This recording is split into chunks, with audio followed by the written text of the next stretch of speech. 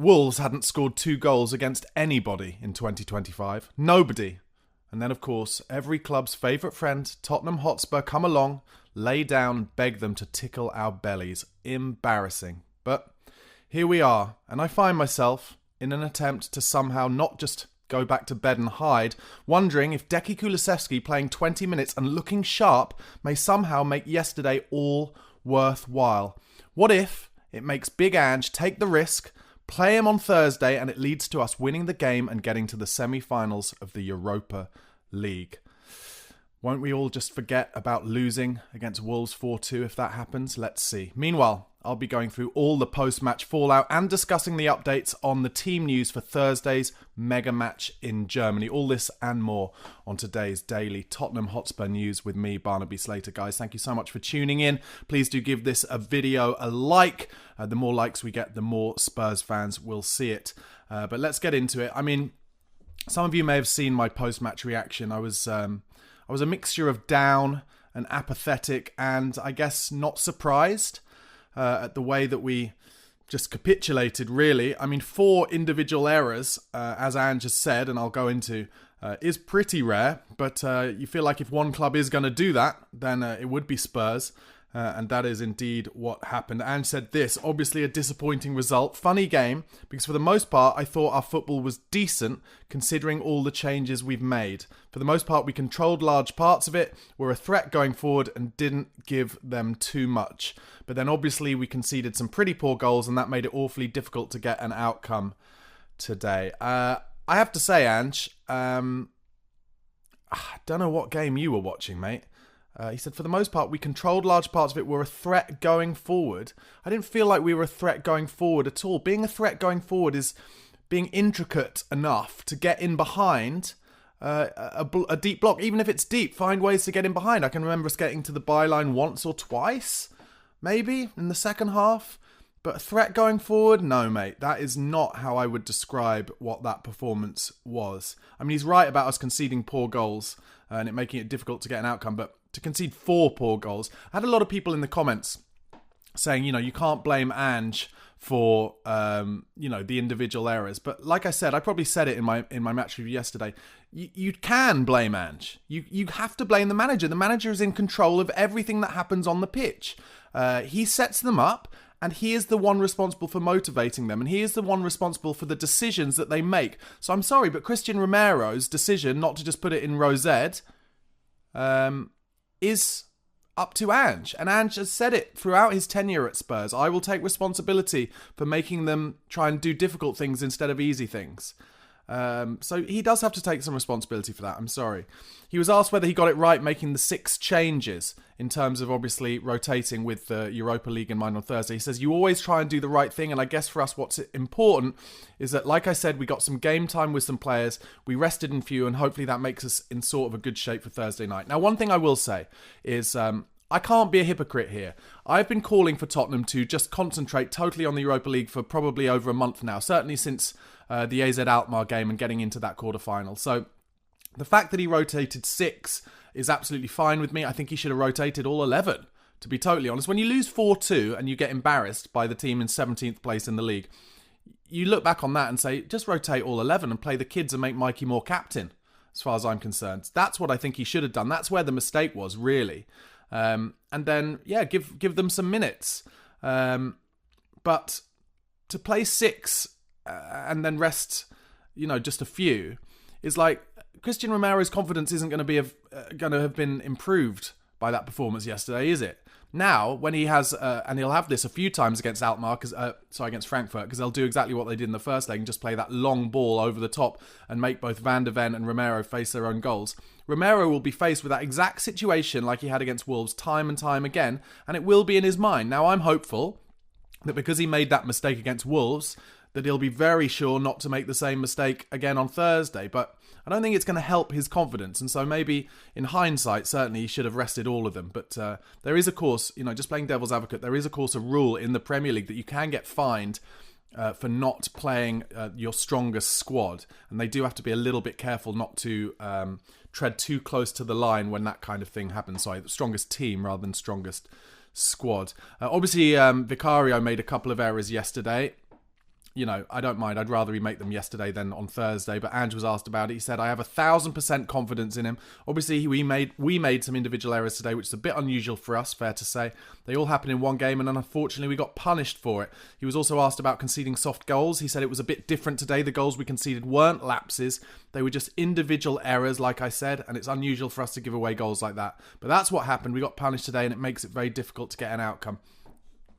One thing I wanted to say is I've seen a lot of the people that I like, particularly on TikTok, the Spurs content creators on TikTok, calling for Ange to be sacked now before the Thursday night game. That to me is ridiculous. And I'm not sure if they really believe that or whether they feel like that's going to create debate in the discourse and maybe lead to a better traction for their videos. But to sack Ange now before Thursday night would be completely mad. A lot of fans obviously were very angry with us sacking Mourinho before the League Cup final. I actually wasn't angry about that at all. I kind of understood that at the time because for me, the League Cup, we've won League Cups, but we haven't won many Europa Leagues. We've won League Cups, even in the last 20 years, but we haven't won the Europa League. It's big and it gets us into the Champions League. So that's where the difference is. And with Mourinho, for me, if he'd won that Europa League, he wouldn't have been able to be sacked because he'd have the kind of the collateral to keep his job for probably a year, 2 years longer. And the football was just terrible, and the way he talked was horrible. You know what he's like. Whereas with Big Ange, I've said in the last few watch-alongs, am I 100% sure the players are still playing for him? I'm not, by which I mean I'm not 100% sure they really believe that the style he puts them out in, particularly in the Premier League, will ever work. However, in the Europa League so far, it's done okay. We've not been brilliant away from home by any means, and that's what makes me severely doubt we can go to Frankfurt on Thursday night and get a result. But to sack him now and bring in Matty Wells and Ryan Mason, I think would be completely bananas. And we know enough from Christian Romero's, the posts that he's liked and the Instagram things he's responded to, and some of the reports from his agent that he believes in Big Ange Postecoglou. And so you've got to think that probably the leadership group do. Maybe apart from James Maddison, for me, I just get the sense with Madders, there's a bit of a disconnect between him and Ange Postecoglou. I don't know. Let me know what you think. Ange was also asked on whether minds were on Thursday night and whether that was an acceptable excuse for losing 4-2 yesterday. He said, I don't think so. When you look at those things in isolation, they're just things that are unusual for us, meaning the individual mistakes, and for those players in those moments, it happens. It might happen once in a game or a season, and for us it happened multiple times in a game. I don't think it's any lack of focus from the players, and from my perspective, I don't think that's a major concern. I'm going to disagree with Ange heavily there. I think he's protecting his players in the press, and I think he has to do that, and that's fine. But I think they were all thinking of Thursday. The ones who are likely to play in the first team on Thursday, the likes of Maddison and Romero, maybe arguably Vicario a little bit, Solanke, they will have been 10 to 15% off it because they didn't want to get injured. And that stops you from running as hard, and that stops you from working as hard, and that stops you from going into 50-50s as hard. And to say that we weren't doing that would be an understatement yesterday. We were jogging about, and we made Wolves look like a top six side, frankly. So I get that Ange has to protect them, but I disagree. I think they had Thursday on their mind, and that makes sense. And like I said earlier, I can't be a hypocrite and be too annoyed about them with that because I've been calling for them to do that. But like I said yesterday in my video, they need a huge performance on Thursday now because all the eggs are in that basket. And if they lose, and they lose heavily especially, no excuses. No excuses for, can't say, it's because we're going for top four and it's too difficult in the Premier League. We have basically thrown in the towel in the Premier League. High chance we might come 17th in the Premier League. So they've basically got to win the Europa League. And, one of the positives, I guess, is that we've never gone for that kind of strategy before. And maybe that can work. One of the big problems might be, if we get past Frankfurt, is that there's another club in there doing exactly the same, and that's Manchester United under Ruben Amorim. And if you saw how they played against Newcastle yesterday, they have thrown in the towel in the Premier League as well. Ange was then asked about going to yet another away ground with a noisy atmosphere, meaning Frankfurt on Thursday. He said this: well, they shouldn't be in a bad headspace. I think, the game Thursday is massive for us. I thought we played well last Thursday night against them and probably should have got a win out of that game. We know that when we play our football like we did on Thursday night, we can certainly make an impact. So we just recover today, physically and mentally, and make sure that the players are in a good space. We rested a few today, which I think will help us come Thursday as well. I want to say something that's been crossing my mind about Thursday night, and maybe it's wishful thinking, but who knows. But remember the two-legged semi-final against Liverpool in the Carabao Cup, and we won the first leg 1-0 at home. And you remember the limbs at the Tottenham Hotspur Stadium and the feeling afterwards, and even I was kind of taken away from it thinking, that 1-0 lead will be massive and we'll be able to go to Liverpool and pick them off. I think in hindsight, and let me know what you think in the comments, but I think in hindsight, that 1-0 lead was a problem for us going into that second leg because we felt we could just sit back on it. And maybe the fact that we didn't beat Frankfurt at home means that we won't go to Frankfurt and just sit back on a lead like maybe we would have done. And it means that we have to come out and play our natural game because we definitely didn't against Liverpool. And although Liverpool have been the best team in the Premier League this season, games like they played yesterday against West Ham at home, plenty of games they've had at home and away actually this season, apart from against Spurs, have shown that they're not invincible. They're not a team that you can't go to and cause trouble to, but Spurs really laid down and died that second leg at Anfield. And maybe the fact that we don't have a lead against Frankfurt means that we can't do the same in that second leg. Okay, Ange was also asked about James Maddison starting 4 games in a row and whether he's in a good space fitness-wise. And he said this, "No, I think he's in a good place, and I think Madders, when he plays regularly, he feels stronger. So from our perspective, having him in really good condition physically is important because I think that's when he plays his best football. The Thursday to Sunday is always a tough turnaround, but I thought he was one of the ones that would be able to cope with it okay. Obviously now with Sunday to Thursday, it gives us an extra day to recover and he'll be fine." He always gets taken off 10 to 15 minutes before the end of the game though, doesn't he? And I wonder if they just don't feel like he has what it takes when it comes to the fatigue minutes of a game to do anything that really changes games. But for me, there have been too many occasions where we did need the creative player on the pitch in those last 10, 15 minutes, and he wasn't there. And this brings me on to the topic of my title today and my thumbnail, and Deki Kulusevski. I thought he looked super sharp for those 15, 20 minutes he came on yesterday. I didn't expect him to get 20 minutes at all. I thought at best he'd get like 5 minutes, and he got 20, and he was running about and he was sharp. And I think, obviously no good that he had an injury, but the fact that he's had a really good rest, it made him look a lot sharper than he had in the last 2-3 months that he'd been playing before he picked up that injury. And could he be the saviour for Tottenham Hotspur? Could he actually start on Thursday night and cause real trouble to Eintracht Frankfurt off the right? Now, Brennan Johnson, listen, he got those 2 goals against Southampton, but again, he was abject yesterday. Wilson Odobert has been rested for a couple of games because of a tight hamstring. I wonder if Big Ange would be tempted to start Kulusevski, and would you be? Let me know in the comments. Ange was asked about it. He said, "We'll see. It was good for Deki, Richarlison and Matthias Tell to get minutes. That will be important on Thursday night for sure. Especially those 3. It was really good to get decent minutes in them, and they all felt really good." Kulusevski is one of the only players we have who can create something out of nothing. Remember some of those away games earlier in the Europa League, particularly Rangers. We were dross that night, and Kulusevski saved us, got us a draw with one of those kind of classic runs from the right where he runs across the box and then slots it into the bottom right-hand corner. We need him. Now, I'm not suggesting, I think it would be mad for him to start Kulusevski and Maddison in the central midfield, or even Maddison central and Kulusevski right. Maybe that would be too much, too risky, but I don't know. Maybe it's another one as well that if Kulusevski started, Frankfurt would think twice and think we can't leave him free. We have to think more about our defensive responsibilities than we do our attacking responsibilities. That is how good Kulusevski is at his best. Or would you, if you were picking the team, would you have him coming on off the bench? Let me know in the comments. I think it's really important that we have him fit and that he looked sharp yesterday.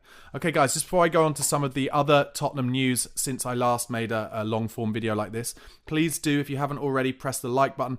Also, please do subscribe to the channel if you're not already a subscriber. Daily Tottenham content, and now we're just about a month away from the transfer window. I'll be bringing you so much transfer content during the summer months as well. Always, of course, starting with my team, Tottenham Hotspur. And please do, if you're not already, it'd be so helpful. Go over to the audio podcast platforms and give me a follow or a subscribe there, be that Spotify or Apple Podcast. Go over, type in the Spurred On podcast and give me a follow and a subscribe, as I said, and a rating would be really helpful.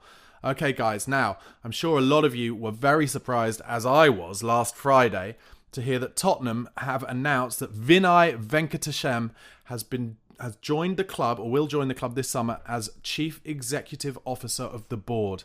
He was previously the CEO of Arsenal, and I remember him being in Arsenal's Amazon documentary, and at the time just thinking that maybe he came across as a bit of a yes man to Edu. A lot of the talk from Arsenal was that Edu, their sporting director, who has since left Arsenal to go and work for the owner of Nottingham Forest, was really the most important man in terms of putting all of the stuff together to recover Arsenal from where they were after Wenger left. Appointing Arteta and really getting the transfer strategy better. Well, now Vinay, as I'm just going to call him because I've probably butchered his surname already, he will take responsibility over all operations for Spurs on and off the pitch. He turned down other major jobs, apparently, according to the likes of David Ornstein, and will be regarded by many as a coup for Spurs. Newcastle apparently were also interested in taking him. His arrival appears to be bad news for Scott Munn, and I wonder if that could also be bad news by proxy for Big Ange Postecoglou, because Scott Munn, of course, came in the club around the same time as we were looking for a manager. If you remember, lots of photos were taken of Scott Munn and Daniel Levy as they were boarding airplanes to the likes of Germany and other places to have talks with potential managers. And of course, Scott Munn being Australian and knowing the Australian market and Australian football was one of the big reasons Ange Postecoglou got that job. Some other reports about Scott Munn. He's worked behind the scenes with a limited public profile. This is according to some of the journalist reports after Vinay was given the job, or it was announced that he got the job on Friday. But he has made a number of significant changes at Spurs. This is Scott Munn, including overhauling the medical and sports science departments last summer. However, since then, the Spurs squad, as we know, suffered unprecedented injury crisis, leading to scrutiny over those changes. And some sources believe that Scott Munn will depart this summer, and especially if Ange Postecoglou leaves the club. And I think we are all pretty much agreed. Are we not? Let me know if we're not agreed, if you disagree with this. But if Ange Postecoglou does not win that Europa League, he will not be Tottenham's manager next season. In fact, I will go much further to say if Tottenham go out of the Europa League this Thursday night, I don't think Ange Postecoglou will be the manager taking Tottenham to Anfield on Sunday. Okay, Vinay's arrival is not expected to see Daniel Levy give up any control. That will disappoint a number of you, I'm sure. In fact, the appointment of Vinay is being seen inside the game as a move to strengthen Levy's position amid heavy fan criticism. So, how do I feel about this appointment? I can't claim to know enough about Vinay's work as a boardroom member or as somebody who can help improve football clubs. So I can't talk too strongly about that. But what I can talk about, and as many of you who regularly watch and listen to me will know that I talk about this a lot, is again, do I think this is optically a good move from Daniel Levy? I personally don't. I don't think it looks good for him to go over to the club's biggest rivals and the fans' most hated enemies and go, oh, well then we will take the man who recently worked for you to try and improve us, to try and copy what you've done. I don't think we should be looking to copy what Arsenal have done. I think like we did when Mauricio Pochettino joined, we should be ploughing our own furrow, and we should be, continuing with the strategy we have of buying young, hungry, some of the best talented young footballers across Europe and the world, and see how that works with, hopefully, if Ange doesn't win the Europa League, a manager who is still an attacking manager, but with a bigger dose of pragmatism when necessary than Ange Postecoglou has.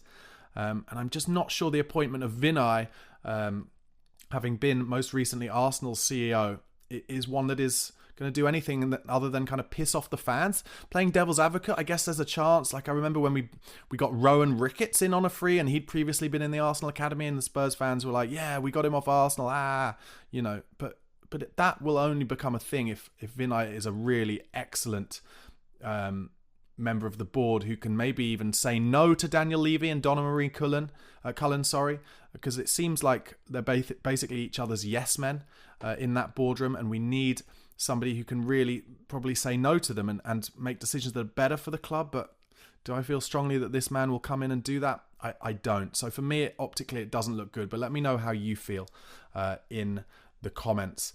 Just more from Matt Law came out at the end of last week saying Postecoglou is likely to be sacked if Spurs miss out on Europe and could leave the club even if he does deliver Tottenham's first trophy since 2008 and qualify for the Champions League. So listen, not looking good for Ange Postecoglou either way. I will say this, I think if he wins the Europa League, he deserves the chance to keep rebuilding his squad how he wants to. Do I think that would mean he would survive next season?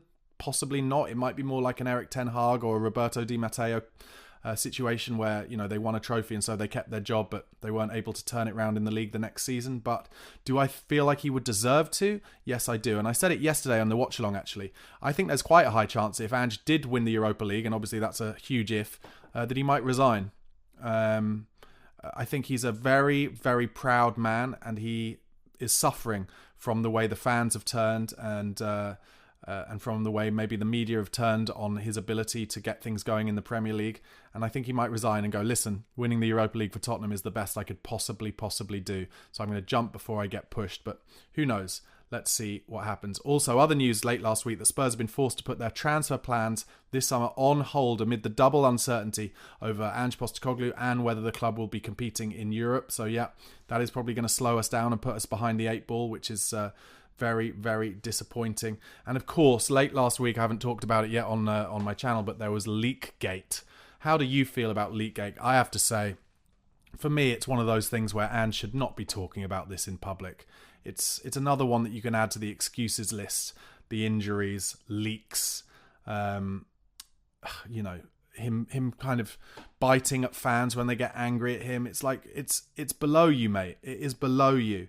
The Daily Telegraph understand that key terms and language used in internal meetings over injuries and selection have been repeated in some outside reporting, which has narrowed down the search for the leak. And said, there's no doubt we've got a leak inside the club. I don't know why. It doesn't help us. We've narrowed it down. I've got a fair idea where it's coming from. It certainly doesn't help us on game days. He said the fact that it's getting out is unacceptable from a club perspective because it doesn't help us, and from an individual's perspective because it doesn't help him. As a club, I just think I've got enough challenges out there without adding more to ours. And he said, I'm big on creating a culture of success, and I don't think successful organisations behave in this manner. Look, I agree with all of that, but you don't have to say it in public. You don't have to. Just, if you want to be, Angela Christie or whatever, do it in private and sack the leak. But doing it out in public, I don't know. Don't know what the benefit is, but maybe I'm wrong. Let me know your thoughts. He was also asked, Ange, about Sonny's form. Now, of course, Sonny was rested at the weekend. Apparently, there might be a slight knock there. Wouldn't surprise me if that was true because he's been playing as if he's been injured for a while. His form really reminds me of Harry Kane's form in the summer for England in the Euros, where it was clear to me that he was playing with some kind of injury. Ange said this about Sonny. He said he's still a huge influence for us on and off the pitch. He's working hard for the team. I thought last night, meaning against Frankfurt, he played his part in us creating a lot of opportunities. And I thought him and the others in the front three were really disciplined in the way we executed those. So yeah, Sonny's hugely important to the club, hugely important to what we're doing at the moment. I think he's protecting Sonny there a little bit. I think he's bigging up his form. Sonny's form is not as good as that, as far as I'm concerned. And Tell was okay yesterday, I thought, against Wolves, and he gets crosses in a bit earlier than Sonny. He's a bit more dynamic on the ball at the moment, so I wouldn't mind if Tell started against Frankfurt. I wouldn't mind, but I bet he won't.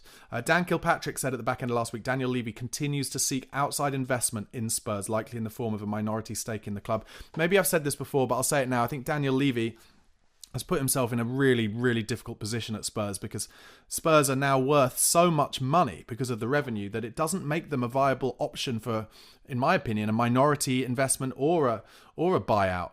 It's just too expensive, and they don't have the history and the tradition of Manchester United to make a company in the way Ineos did pay over £1 billion for like a 25% stake. So, yeah, I think that's why Levy is probably putting leaks out himself saying we're still looking for minority investment because I just don't know. I don't see companies taking that big a risk.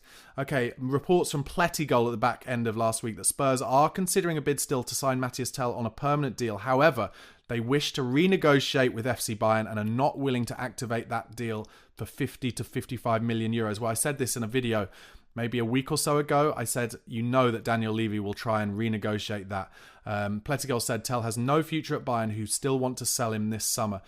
in a weird way, his form for Spurs not having ripped it up, even though he did score again yesterday, although he didn't know much about it, it might help Spurs try and get him for a bit cheaper. But I think he's just acclimatising to the Premier League, really. I've seen enough in his touches. He's a little one-dimensional off the left, never goes outside his man, although frankly nor does Son Heung-min. I'd like to see him a bit more on the right to see if he was tempted to go outside his man there. But I think we'll see, if we do keep him, that he will end up being an excellent player. And Ange himself was asked whether Spurs have already decided not to keep him. And he said this: I mean, don't believe everything that comes out of the German press, or any press really these days. I shouldn't say press, but just information in general. The days of it being double, triple sourced and checked are long gone. Matthias is important for us. When he came in, people forget he hadn't played hardly at all for Bayern and we threw him in. He was playing game after game after game at the start here, and it was always going to be a big ask for him, but that's the challenge he had. Now we're working with him at training. We really believe he can make an impact, and physically he's much better now. He's in a much better place, and he's getting to understand our game a lot better, so we'll keep working with him. I still think he's an exciting talent, and we're happy to have him. Okay, at the back end of last week as well, when Ange did a lot of press conferences in a short space of time, basically before, after the Frankfurt game, and then of course before the Wolves game, he started getting asked questions about how he is the only man at the football club who has to talk to the press and how he feels about that. And he was asked whether he's spoken to Daniel Levy, Scott Munn or Johan Lange about being the only spokesperson. He said, particularly with Scott and Johan, I have daily communication with them and they're of a similar mindset in terms of how we communicate. I'm sure even you guys have got tired of me talking this year. Don't shake your head now. Your initial response was a nod, and I understand that. Because I was up for the press conference last night, I'm up today, and a lot of managers, not just me, are spokespersons even for everything that happens at a football club. I'm okay with that, but a lot of things I've got no exposure to, so it's not right that I'm addressing them. But the way football's going, it's obviously becoming a massive industry, and there's so many things within the mechanism of every football club. Having just the one spokesman for it doesn't make sense to me, whether that's internally or externally. But we have had discussions about how we can communicate better moving forward. He said, I think in some areas it would be useful. It paints a fuller picture of what we're doing as a football club, meaning to have the likes of Scott Munn talk or Johan Lange talk. He says, at the moment it's just seen through the prism of our results, which is fair enough. Everyone would say that's all that matters. But there are times when it goes beyond the results and understanding where we're at as a football club, what we're trying to build and what our strategy is. And that maybe gives people an idea of why they're making the decisions they are right now. How do you feel about that? I mean, he was asked a question, so he has to answer, but I think every Premier League manager has to deal with everything. I mean, Eddie Howe, and let's hope Eddie Howe gets better, by the way, still in hospital, I believe. I wonder what that was. Just to go off on a little sidebar, back in the 90s and early noughties, there were quite a few managers who suffered from heart problems. Graham Souness, for one. Gerard Houllier definitely did as well. And I wonder if the stress has got a little much for Eddie Howe. I don't know. I have no idea. But anyway, but I brought him up because Eddie Howe was asked questions about, you know, the murder and dismembering of Jamal Khashoggi, the journalist who was killed by the Saudis. So I don't think Ange Postecoglou's had to deal with anything nearly as bad as that. But, you know, it feels a little bit like he's trying to suggest that he would like not to be the only person front and centre when they're down in like 16th or 17th in the league. Well, mate, the answer to that is don't get the team playing so basically in the Premier League that you are down in the 17th in the league. Learn how to defend. That's kind of how I feel about it. But let me know how you feel in the comments. Ange was asked about Christian Romero sometimes charging forward and staying up front as a centre forward, which he's been doing a few times recently. He said this: yeah, look, I think within the scope of what we're trying to do, one of it is just Cutie trying to be an instigator and an aggressor in the game with and without the ball. At different times it works. You might not remember, but he scored a goal against Arsenal by doing exactly that. I do remember. Raya kicked it straight to him. It's when we were 2-0 down, I think. Maybe even 3-0 down. Kicked it straight to him and he just slotted it past him. Ange goes on to say, we understand there are moments you need to do that. Other times we need to make sure we stay disciplined. But for the most part, Cutie, when he's out there, feels like he always wants to be somebody that makes an impact on the game. And I think that's important for us. I think in the most part, I agree. When Romero does it, mostly when we've got our first team out there, Rodrigo Bentancur sees it and slots into centre-back. And that's fine. But Romero's definitely got to pick and choose his moments. Finally, Postecoglou does say Son and Odobes should both be available for the match against Frankfurt. And Destiny Doggy was asked about the match on Thursday night. He says, obviously, we're not in a good position and every game is important for us to go up a little bit in the table, so we really want to win. That's him talking about the Premier League. But then talking about the Europa League, he says, everyone at this club wants to win the competition, so we're all going in the same direction. We played really well last Thursday. It was a good performance, and just the goals were missing. We created chances, but sometimes you need luck in football, and Thursday was an unlucky night. It's been a really tough season with injuries, but now almost everyone is available, and it feels good. We have 100% confidence we can go through. Okay, well that 100% does sound like good confidence, and I hope they all feel that way. And there's nothing I want more than an incredible kind of Etihad-like performance on Thursday night, or a performance like at Aston Villa away last year where we won 4-0. And if that happens, I will be the first to get off Ange's back and say, sure, we're still in it. We've got a chance. Get us to Bilbao. And if we do go to Bilbao, I'm going to make a week of it and hopefully enjoy it more than I enjoyed the Madrid Champions League final, which was just 22 seconds until Sissoko's armpit got in the way of the ball and gave Liverpool that penalty, and Tottenham never recovered. All right, guys, thank you so much for watching. Hope you feel a bit better today than you did yesterday after that Wolves game. For any of you that watched the golf last night, that certainly put me in a better mood. That was an unbelievable elite sporting moment.